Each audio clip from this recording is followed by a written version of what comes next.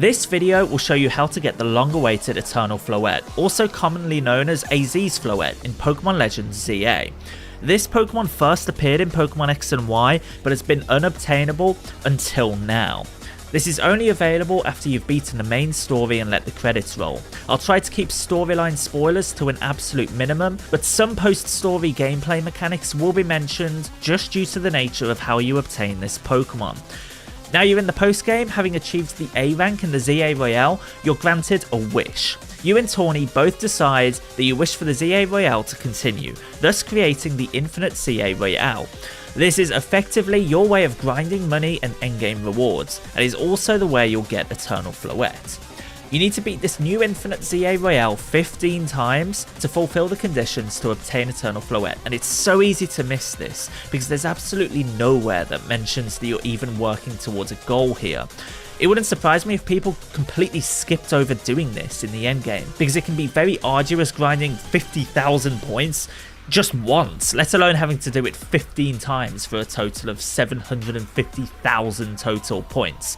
So, here's some tips that made my life a little bit easier.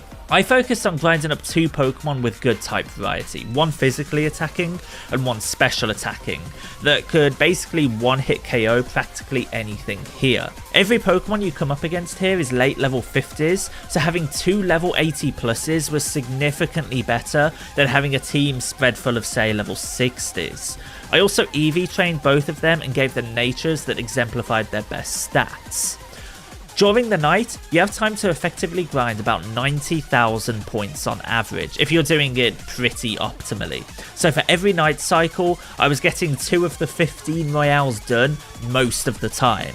What I was doing at the very beginning of the night cycle was looking for a special task that took a little longer to finish. For example, one-hit KO a Pokemon you've surprise attacked 10 times.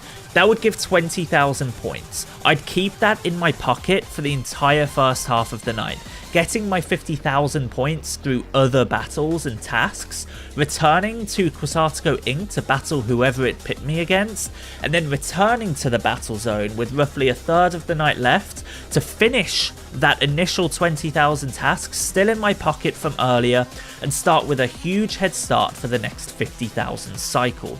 Just be clever with the tasks you receive and it will make this significantly easier.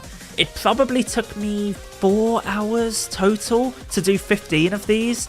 I said to myself I was going to grind them out and I'm grateful that I did it now.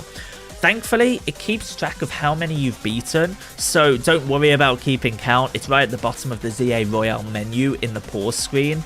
Something very good about this, and kept me going, is that you can make so much money from doing this. I finished with around 1.5 million Pokédollars, so I'm set for EV training my Pokemon for a good while now, as well as being able to afford all the Mega Stones from the Stone Emporium.